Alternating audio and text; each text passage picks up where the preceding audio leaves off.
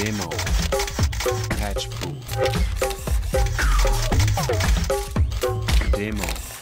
السلام عليكم وهلا كل عام وانتم بخير، ان شاء الله يا رب بالصحة والسلامة وتحقيق جميع الاماني، واهم امنية هي استقرار بلدنا.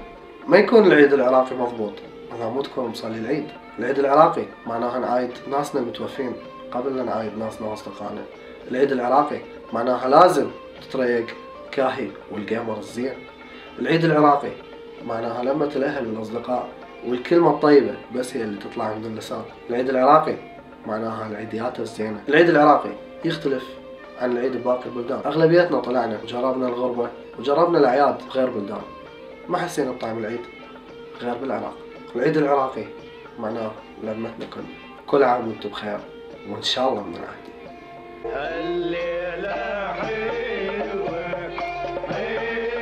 كل شيء بالدنيا له رمز خاص بيه، مثل نادي برشلونة هذا رمزه، مثل الكريسماس واعياد الميلاد براس السنة الميلادية هذا رمزه، ومثل سبيس تون قناة الكرتون هذا رمزه.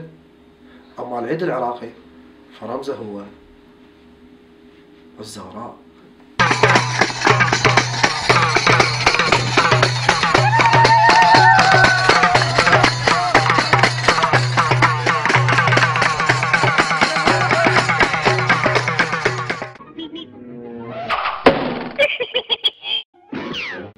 من مواصفات المعايدة لازم تكون عند الشخص المعايد البديهية الكافية بحيث يشوف الشخص المقابله شنو احتياجاته ويزرق لها بالدعاء. شافه رجال كبير يقول له ان شاء الله حجي، شافه واحد شاب بعد ما متزوج قال له ان شاء الله تتزوج، شافه متزوج وعنده بس ولد قال له ان شاء الله البنيه الصالحه، شافه عنده بس بنات قال له الولد الصالح. والطلاب كلهم دعوتهم موحده ان شاء الله دكتور والاول على الصف. بس اردفتهم الرسل منو دعاله؟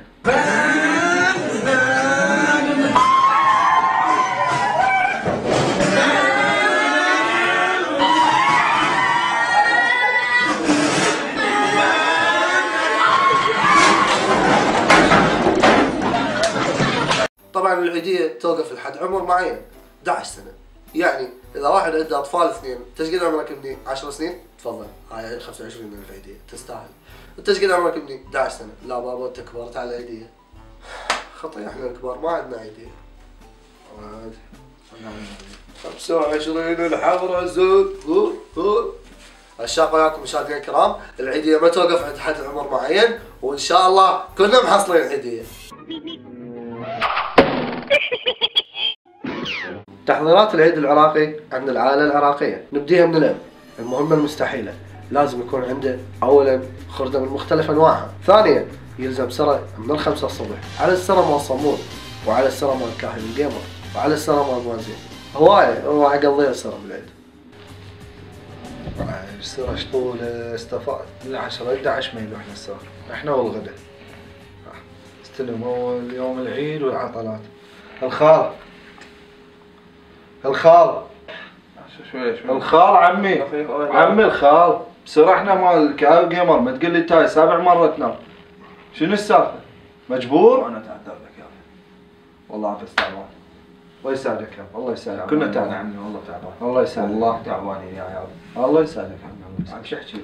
اقول لك تعبان والخلقك ما نايم لي 3 ايام وجيت الله يساعدك الله يساعدك. تدري كم ساعة انا بالسرة؟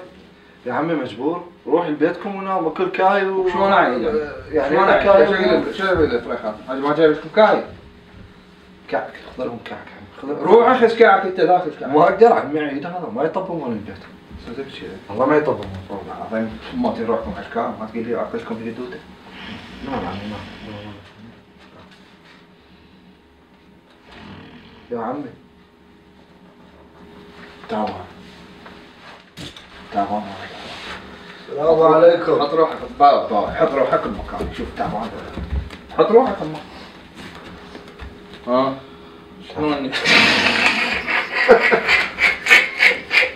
أما الأمور العراقية فمهمتها المستحيلة هي غسل الجهال سبحة العيد الكبرى اللي بيها يوقع القرفيع كله. مو بعيدة لازم تنظف المجاري وراهم لأن الوسخ مال سنة كاملة راح يوقع. وأما الزوالي ما أحكي لكم عليها.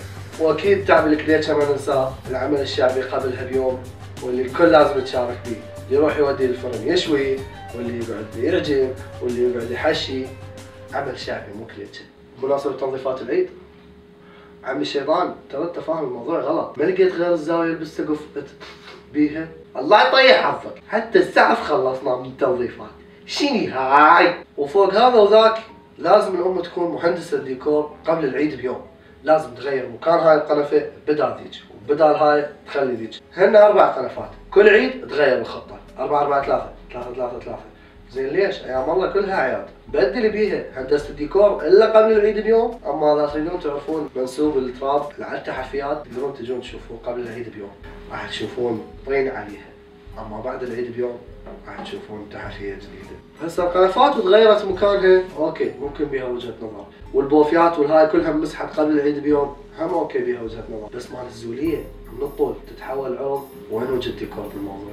واخر مهمة مستحيل فوق كل هذا التعب اللي تعبته، فوق كل هاي هندسة الديكور اللي هندستها، يجي لها العينتين.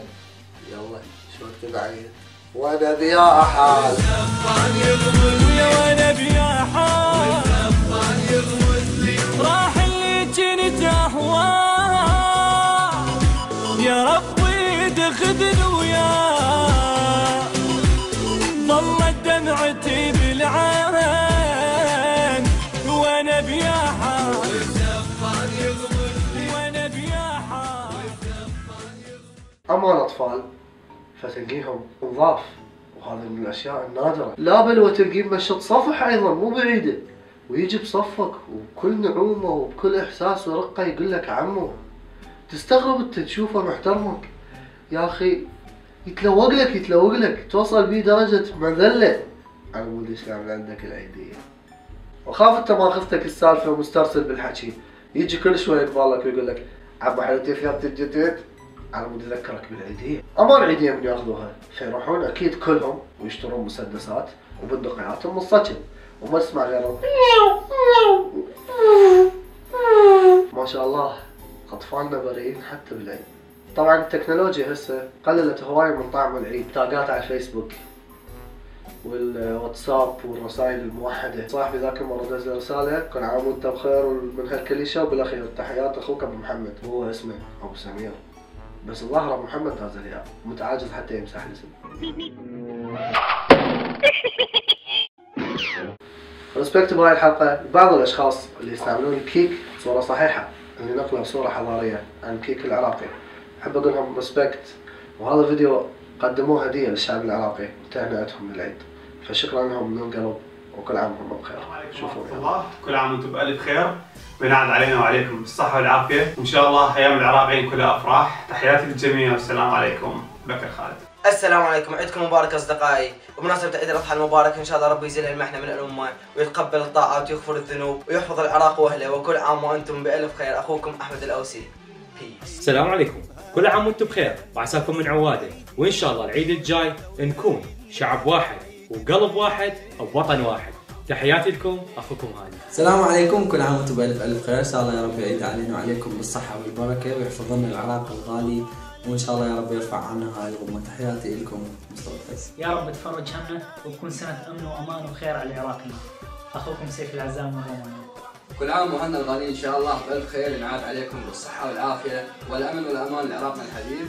عيدكم مبارك، تحياتي اخوكم عمر بديع. كل عام وانتم بألف خير، واتمنى اشوف الضحك على وجوه العراقيين اجمع. عباس الاسد. ايامكم سعيده يا احلى شعب العالم كله، اتمنى لكم احلى عيد لكم ولاهلكم يا احبائي الحلوين. تحياتي. نهنئ العراق العظيم بقدوم عيد الاضحى، ويجعل هذا العيد الامن والامان والاستقرار التام على هذا البلد الجريح. تحياتي ومحبتي. كل عام واهل العراقيين بألف خير، واتمنى للعراق التقدم والازدهار، وان شاء الله من احسن الى احسن. اخوكم احمد حسام من بغداد. عيد وحب هاي الليلة الناس معيدين، وانت وياي الليلة العيد بعيدين. عيد وحب هاي الليلة الناس معيدين، وانت وياي الليلة العيد بعيدين. اسمع لغة الحبايب اشكال الوان، همسولة فودانان ودلع الخلان.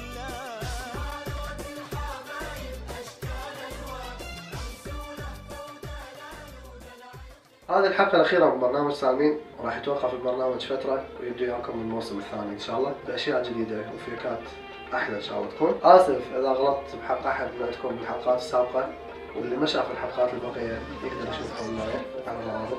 واكيد انا راح اكون متواصل وياكم على الكيك، اللي يحب يتابعني على هذا الكيك مالتي.